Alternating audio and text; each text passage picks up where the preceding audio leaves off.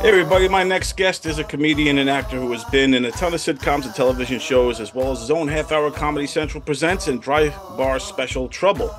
Here he is, folks, the one and only Brian Scolaro. Brian, how you doing, man? Good. How are you?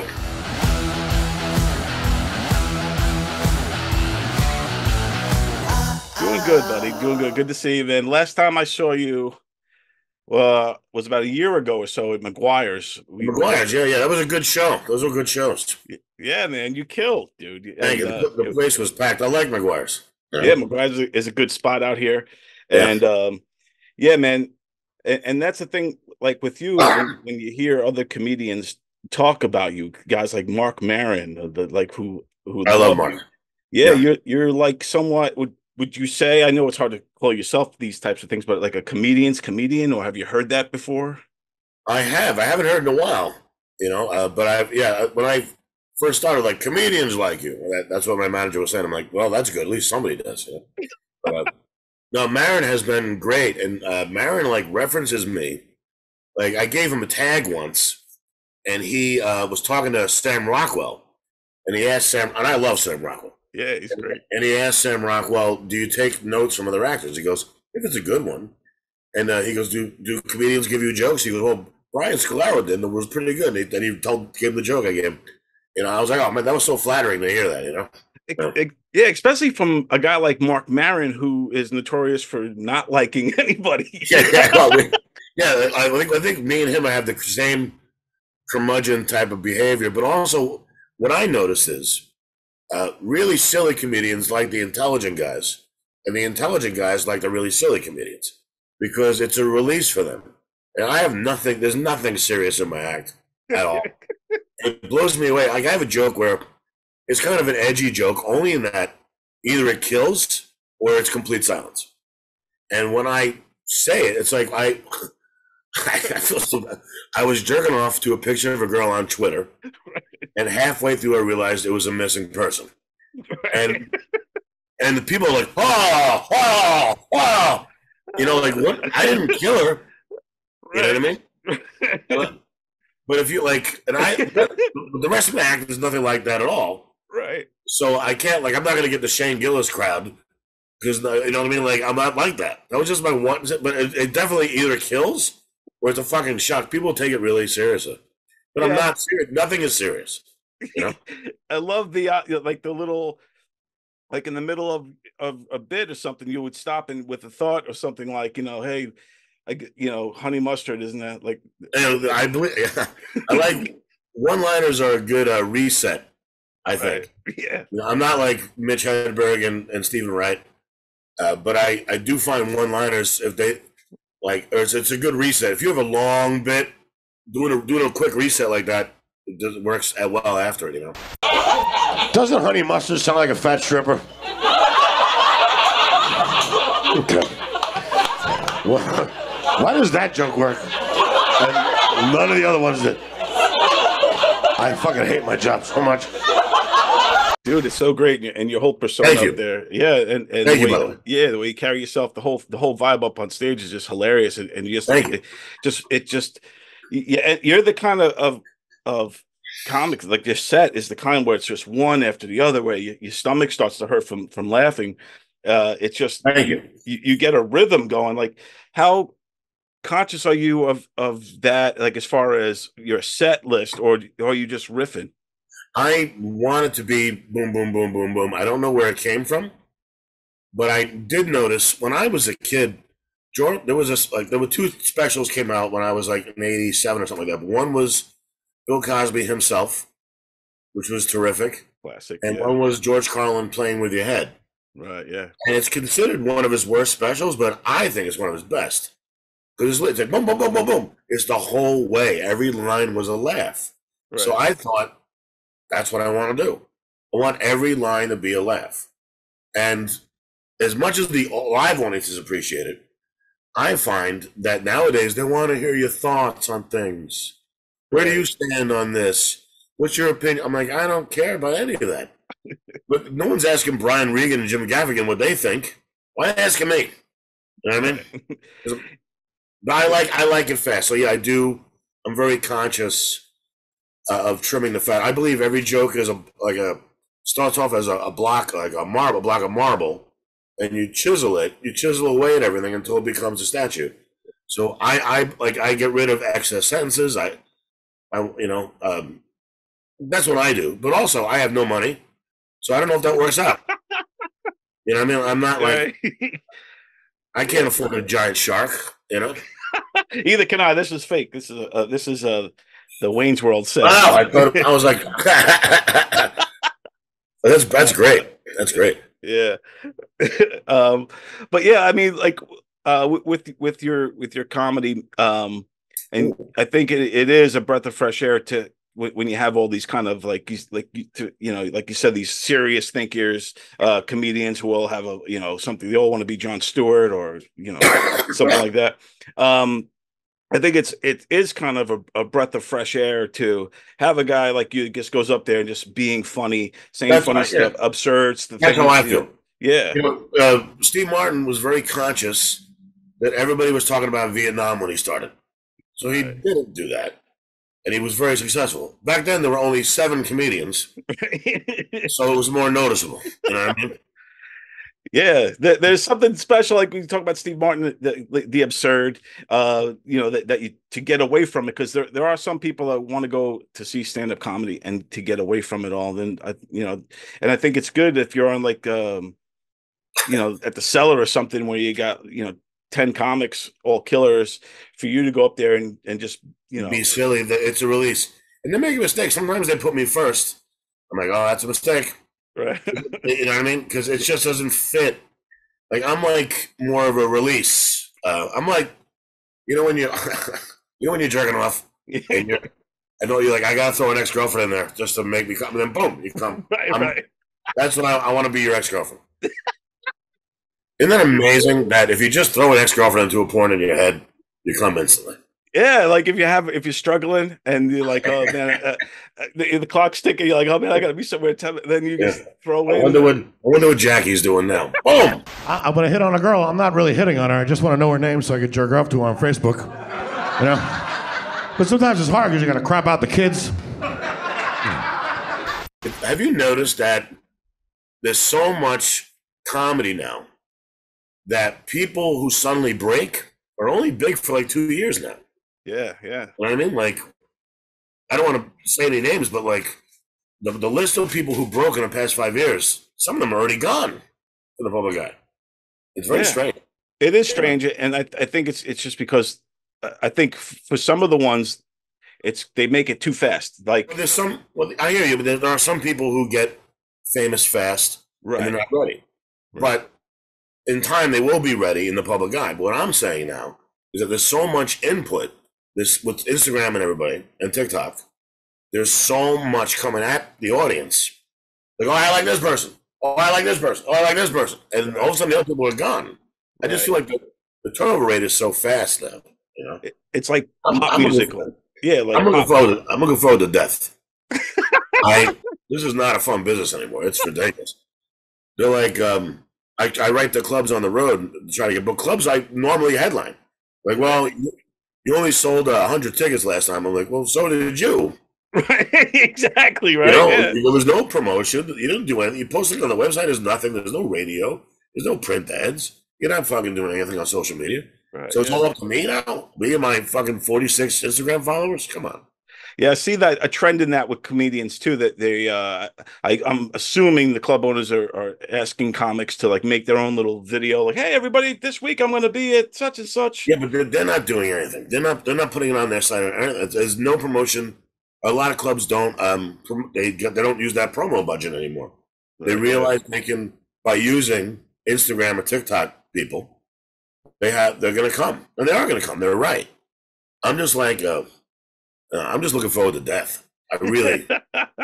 It sounds great. Dying sounds awful. Death sounds great. Right, when it's all over, yeah. You don't want to like die a painful, horrible death, but once it's all over, then it's that part sounds really good. I mean, also, do I want to be here for the AI robots in 10 years? In my great grandmother, in her lifetime, she saw the invention of airplanes, the invention of cars. Imagine like how crazy that was. Yeah. Like, and just in one lifetime.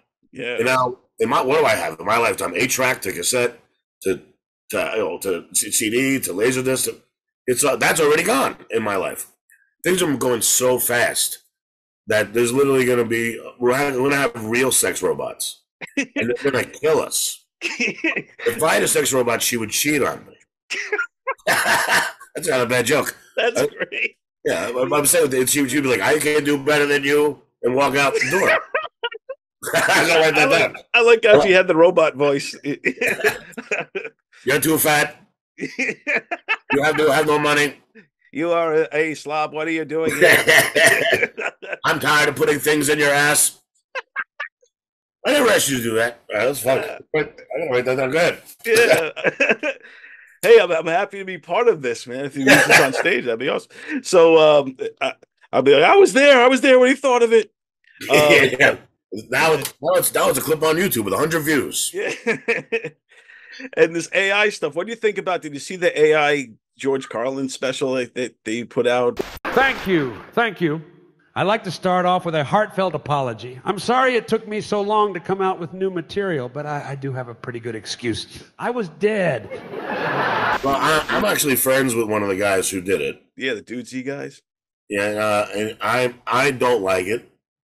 I think people are thinking, well, this isn't their fault, but people are assuming George Carlin wrote it. Right. George Carlin, when I did my Comedy Central special, it was directed by a woman named Kimber, and Kimber directed all Carlin specials. Wow. And if you remember nobody's remembered this, my Comedy Central special, because I can't post it on YouTube. Like my favorite special, I can't post it on YouTube. Thanks, guys. But the background is a funeral home, and the audience loved it, and Comedy Central loved it. And so Kimber was like, I love the funeral home. I was like, well, Carlin did one in a cemetery. She's like, I know. I was there for the meeting. I go, really? She goes, he helped build HBO. I go, I know. And he had like the first comedy special on HBO. Yeah. So when she said there was all these young HBO executives in the meeting who didn't know that, and so Carl was like, I want to do this special in a cemetery. And the guy went, a cemetery? And he went, yeah, cemetery.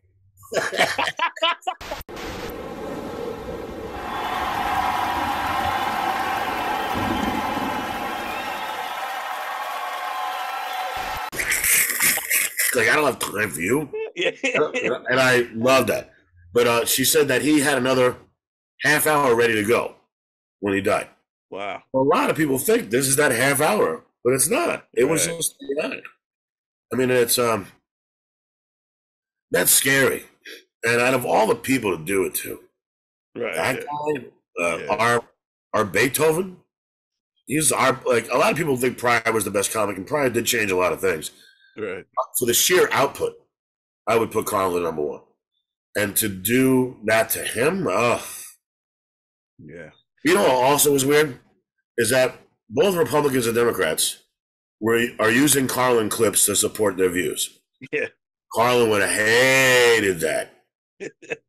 You know what I mean? He would have been for people staying safe during the pandemic, but they were using that clip of his germs. Right. To support them. I don't mind if I kill old people and fat people. Right. Carlin would have hated that. He was about people. He wasn't about money. Because that's what Americans do now. They're always willing to trade away a little of their freedom in exchange for the feeling, the illusion of security. There's so many times, that the things we've gone through post Carlin that you wonder what side would Carlin have been on this issue? Where would Carlin have said on this issue?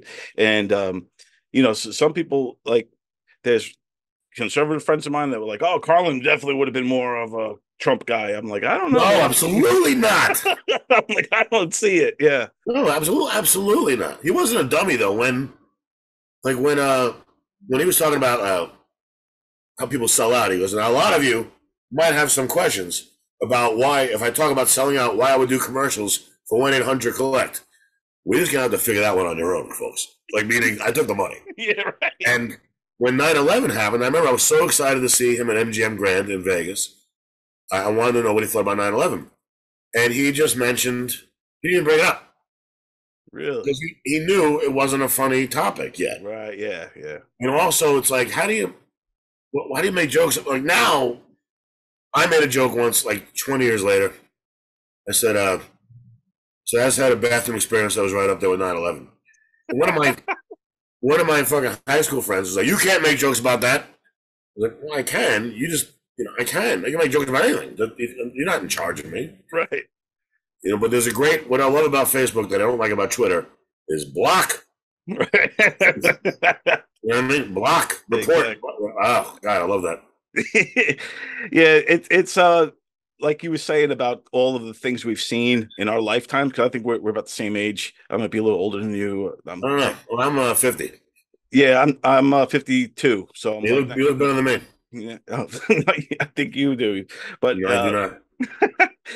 In any case, man, we've seen a lot, and it's like to your point, it is going so fast, and now here we are in this and not only with inventions and technology, but also just the world, man.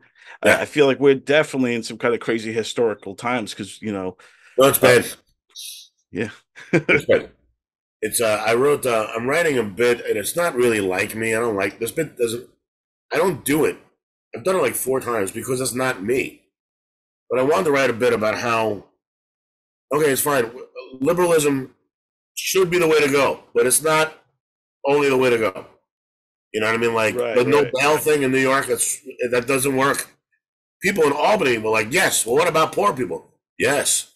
But have you seen what's going on? It's not working.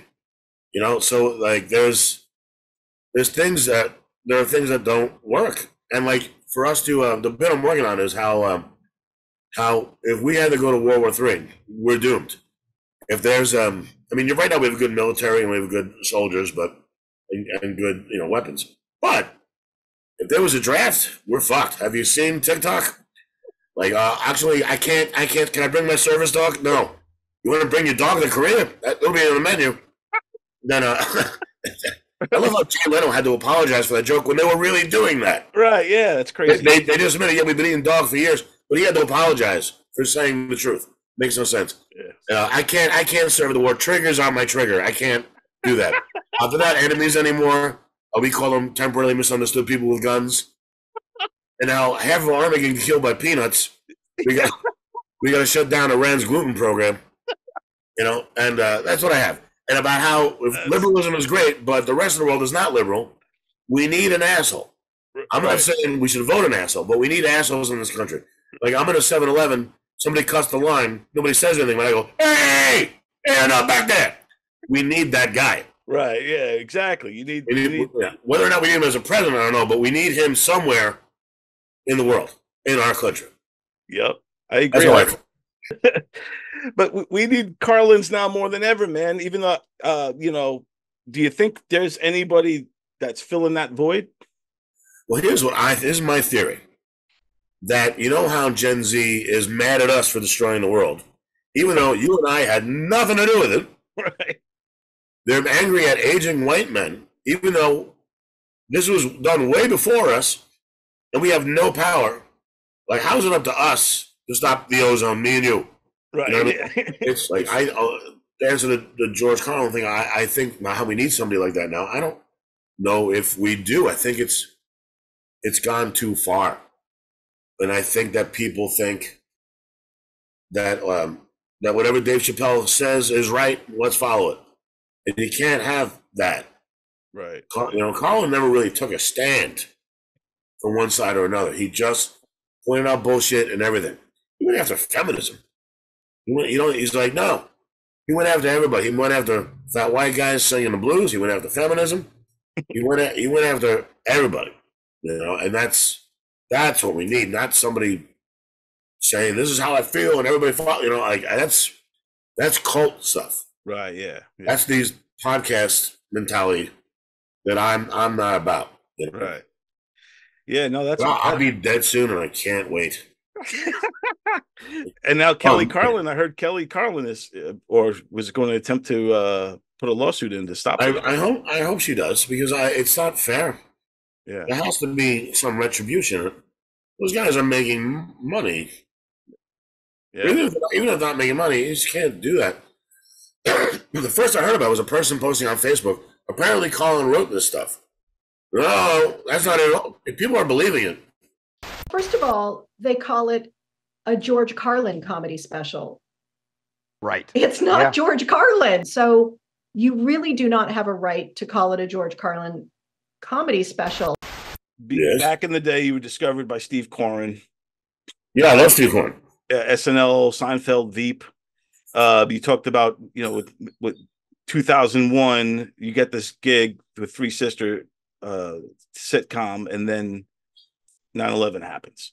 Right afterwards. Yeah. First of all, a lot of people know the name Steve Coren because of Seinfeld, because the character's name was Steve Coren, and he was mediocre as a mediocre kid, and that's what that's what George liked about him, that he was mediocre. This is Stephen Coren. So the reason they call him Steve Coren is that, there's a writer's table for every show. But every episode, one writer leaves and writes the episode. So he wasn't there, Steve Coren, the real Steve Coren. Right. So they thought it'd be funny to say that he was mediocre and for him to come back and hear that at the table read. So they were going to change it. He goes, no, leave it, it's funny. So that's why he's named after. That's why, you know what I mean? It's very funny to me, the story. That's awesome. So I always thought when I was in fifth grade, the teacher was talking about World War I and World War II. And I said, when's World War III going to come out? Like there was a date. And she goes, we don't know. And I looked at my friend, Ray Ramirez. I'll never forget. I go, I bet you it happens right when I get on TV. I was in fifth grade. I already knew what I was going to do. Right. And I was right. I got on TV. I was in Vegas. I was being recognized by everywhere. Everywhere I went, I was being recognized. And then the next day, 9/11 happened. And suddenly nobody was watching the show anymore. It was, I'm sure the people who died had it worse, but I was absolutely right. How crazy is that? Like you don't get a lot of shots as an actor. Right, yeah. You get a lot of shots as a writer. Because the audience didn't see the writer. Right. The actor gets punished for a bad show. Wow. Or bad editing. The actor gets punished, not the editor. Right, yeah. So, that happened, and I was so upset because I was finally on television. My whole goal, my whole life, everything I worked at from fifth grade was to get there. I mean, I had my own radio show in college, I had my own article in college. I did all 4 high school plays. I did 3 plays in grammar school. Everything was about, I started comedy in college, started stand-up. Like I was working towards this goal, and I got it, and the world blows up. Yeah. It's the way it happens, right? You think about all those guys who died in World War II on D-Day. All their bloodlines completely wiped out. So it's not horrible in comparison to that, but it was pretty annoying, man. How long did it take you to get over that? And then never. I'm still pissed. Yeah. And then I got the next show, and then the writer's strike happened. Yeah. So, like, no matter, it's like God. I would say God likes me, but He doesn't love me. That's why I did Conan, and Conan's best friend dies 2 floors up right before the show starts. Oh wow! He comes out and tells everybody, and nobody laughs for until my last joke. So the whole show, nobody laughed until my last joke because it was an awkward show. Wow! So that happened, and it's like I do Craig Ferguson show, and I open up with a joke about murdering people, and then they call me. They go, "We had a whole." Craig Ferguson had a whole monologue about Batman. We're going to cut it because that guy dressed like the Joker and killed everybody in the movie theater. Yeah. I go, so we're going to air yours tonight. I go, it's on in 10 minutes. I can't tell anybody. They go, don't worry. Well, sorry. They go, what about my murder joke? Oh, yeah, we cut that. I'm like, so now, so anytime I get on TV, something horrible happens. It's not bad being fat. There are good things about being fat. You save money on heat. Doesn't hurt as much when you're falling down the stairs. Although it's a lot funnier for some reason. You got a place to put your cake. Right? When you're watching TV. You don't got to make your bed because nobody's ever going to see it. So. Wow. It's very strange. Damn. Yeah. I have weird luck. Not bad luck. Weird luck. Yeah. Privilege my ass. Like, it's like timed out. Yeah, Like, it's very strange. It's very, very strange. I don't know, but it was. I had a great time. I have great memories of. When I did that show, Three Sisters, a lot of people don't remember it because it was before YouTube, before social media. Right. Yeah. I put my clips on. It's a sweet show. A sweet show. Right. And I played the only real character I ever played. Because that was a guest role. You're playing one emotion. Right. Usually it's one emotion. Yeah. And when I did the show with Pam Anderson, I was playing one type of beat. Right. Come on, you don't know that he's going to want to sleep with you. Yes, I do. Every time you go on a date at a guy's house and he cooks you dinner, it always ends in sex. I'm making lasagna Friday. But on Three Sisters, I played one episode he was happy, one episode he was sad, one episode he was jealous, one episode he was insecure, right, one episode he was attractive, one episode he wasn't. And it was just an arc. It was wonderful. Okay, look, you two have got to be a little more open-minded here. There are a lot of people, a lot of very intelligent people who've had paranormal experiences. Go ahead, tell them, Gordon.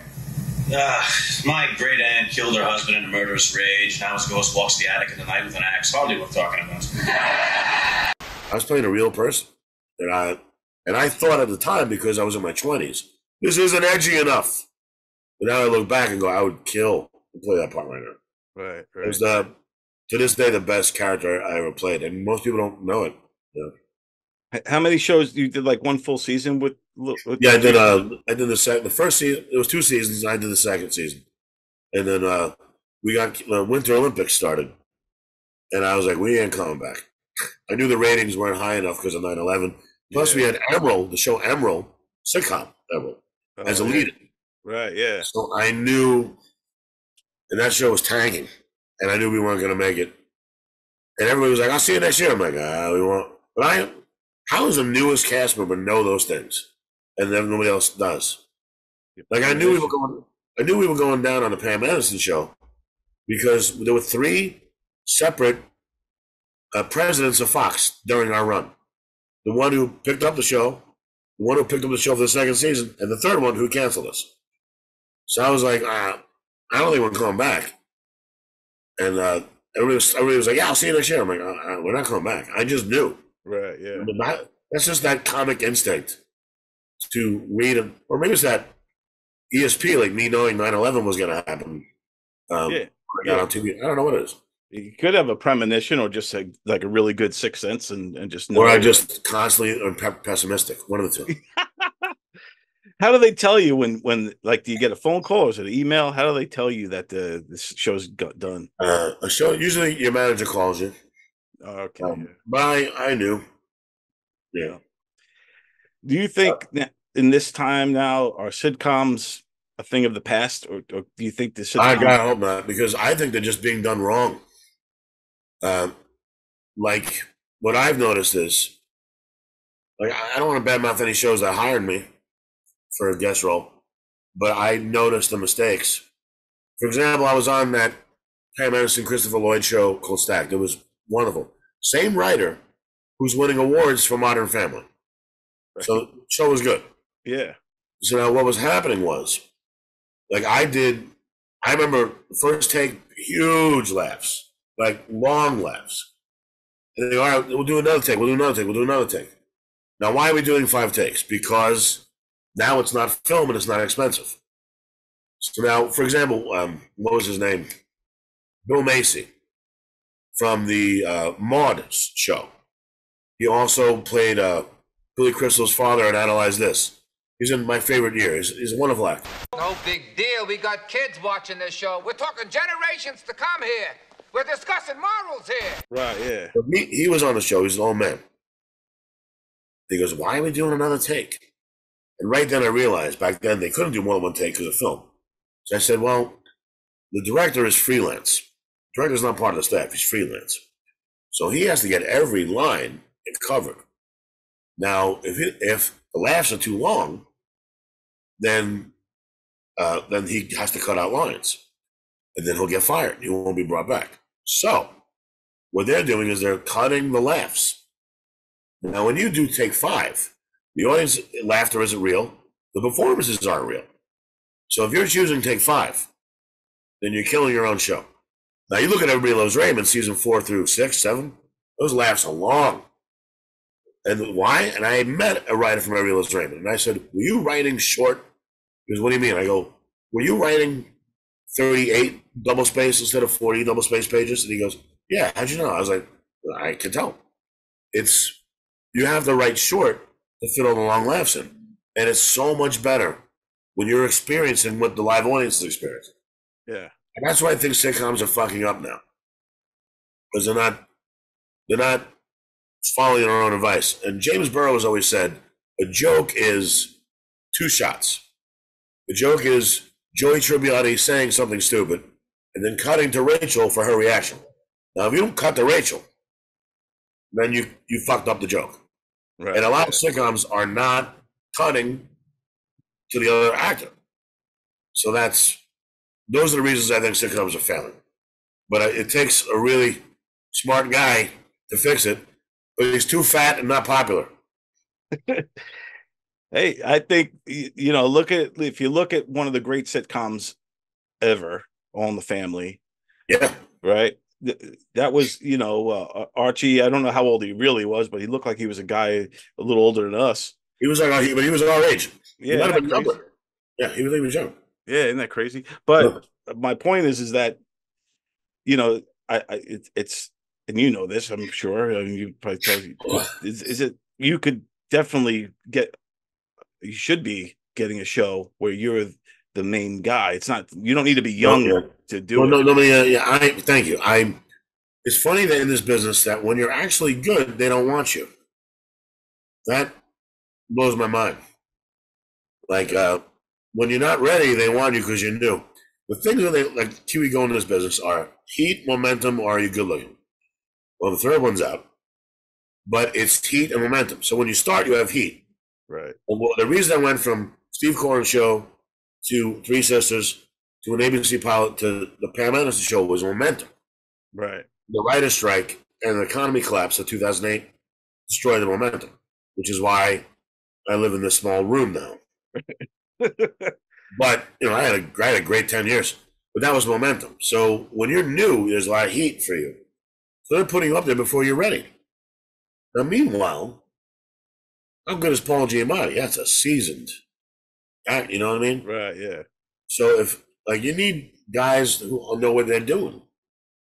And they don't want that anymore. Are you famous? That's all they want. But I get it. You ever think about writing your own sitcom and trying to pitch it? I have like 20. Nobody cares. I literally have like 20. Yeah. I have movies I'm very proud of, and people read them. They go, I love them. But nobody important will read them. You know, I saw a movie, Samurai Cop. You ever hear of Samurai Cop? It's horrible. They call him Samurai. He speaks fluent Japanese. Are you Fujiyama? What does katana mean? It means Japanese sword. Right, yeah. That movie got made, but people won't read my shit. Yeah. That blows me away. Yeah. Yeah, that's what it drives me crazy too. When you watch some of the stuff that's getting out there, and you're like, man, I mean, you know, or if they keep rehashing the same movie and remake or something like that, or yeah, it's just this morning. Mel Brooks said it really well. He said, he goes, "What does Apple know about entertainment?" You know what I mean? Like, right? Yeah, yeah. When MGM started, MGM still had issues, but Universal was 3 artists. Like they were all artists. Errol Flynn, not Errol Flynn, but Fairbanks and Charlie Chaplin. These were artists creating movies, and now that's not the case anymore. It's corporations. What does Amazon know about movies? That's why when you watch a Netflix movie, if the last third act is usually horrible. Like I was watching that Richard Dreyfuss Chevy Chase one, and I liked it. And all of a sudden, the last half hour was crap. Like they're not real writers. They don't know what they're doing. They're like, well, let's get Chevy Chase and Richard Dreyfuss in there, and we'll make it. Like, right, can you look at the script a little bit? You know, it's and Mel Brooks was right. He goes, the good movie to come out of Netflix was Roma, and he was right. No, otherwise, it's really crap. There's a lot of crap. And I'm watching Wednesday, and isn't Wednesday Harry Potter with the hot girl? It's Harry Potter. Wednesday didn't have magical powers. Oh yeah, that's right. Yeah.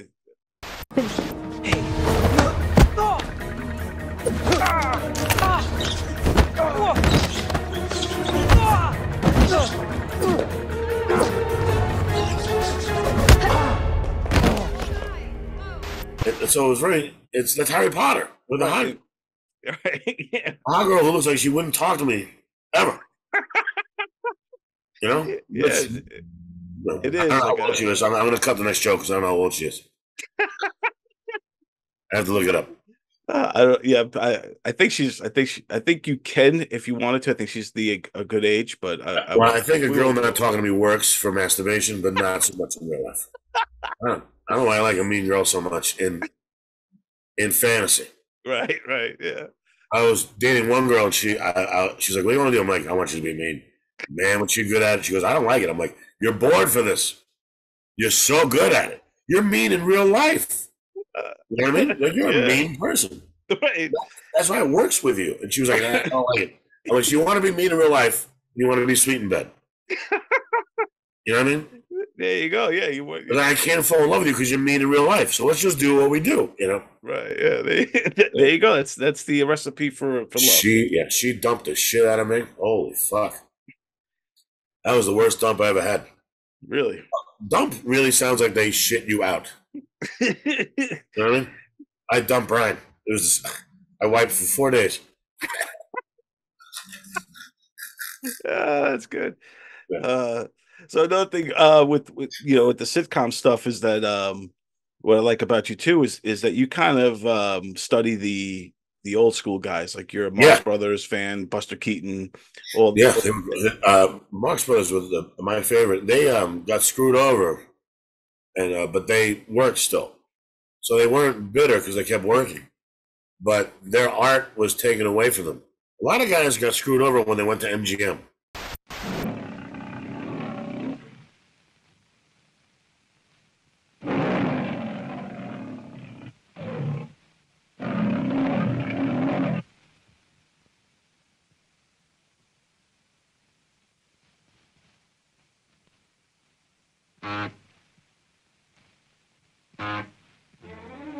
Laurel and Hardy, Buster Keaton, and Marx Brothers all got ruined by going to MGM because MGM was this is how it goes. This is how it goes. We give you the scripts, you shoot. No rewriting the scripts. And so they got fucked over. When really what was great about the Marx Brothers was, for a while there was a guy named Irving Thalberg. He's actually in that movie Mank on Netflix, which is a good movie. There's one of the few exceptions. Mank and Roma were very good because they let them write. Right. In the movie Mank, Irving Thalberg is a character, and Irving Thalberg said to the Marx Brothers, "I like you guys, but you need to be a good guy. And your movies are not good guys. So what I want to do is have you be good in the script and help people, but what makes you great is you practicing your material and finding other jokes. So I'm going to put you on the road, and you're going to play some good scenes, and you're going to rewrite everything." But then Irving Thalberg died. He was young. He died. So when he died, MGM was like, "No more of that shit." So they were fucked. That's why their last 6 movies are that great. Right. Yeah. They wouldn't let them practice. And they wouldn't let Buster Keaton. Buster Keaton was really good because Buster Keaton could, if he would jump from a building to another, one time he missed and he fell. So they were like, "Well, let's go back and add a scene where I fall through an awning and I fall into somebody's living room." And they were like, "All right." So he wrote other scenes. Now that increased the budget. So MGM didn't like that. So they were like, "No more of that." So his talent was taken away from him.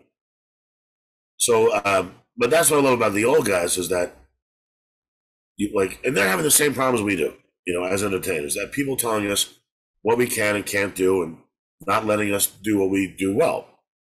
And so those problems always existed, and they wouldn't let Stan Laurel write his own scripts anymore. And Stan Laurel, his scripts were fantastic. So that's why the last few movies, like Flying Deuces, are horrible.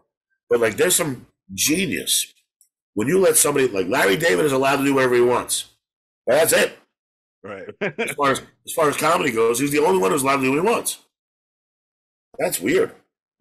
It is weird, and like you said, it takes away so much when you handcuff the artist and you don't let them develop the way they want to, or you know, if you don't trust them to make the right moves, or if you're worrying about the budget, it just, like you said, leaves the legacy for not only for them personally, but also for the MGM in this case. It leaves their legacy weaker. Yeah, and it was a mistake, you know. And I'll tell you, you want to see a good movie, you smoke weed and you watch Duck Soup. Now, a lot of people can't get through the first 5 minutes because it starts as a song. But man, if you get through those first 5 minutes, Woody Allen always said, it's a freight train pace till the end. And that's how I feel. It's like, nah, it just keeps going. And unusually, there's very few straight men in the movie. Like Groucho's the straight man for Chico. Right. It's just nonsense on nonsense on nonsense on nonsense. I love it. It's one of my favorite movies. And I want to talk about this, that the best comedies have a good act three. Nobody knows what, if you don't know what act three is, I'm sure you do for your viewers. Right. Act three is the third act of a movie where usually that's when he learns his lesson and he turns everything around, he gets the girl back.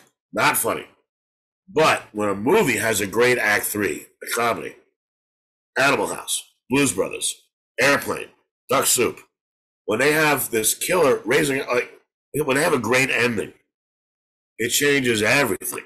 Ghostbusters, great third act. Stay Puft Marshall Way, when you have a good third act, the movie just becomes iconic.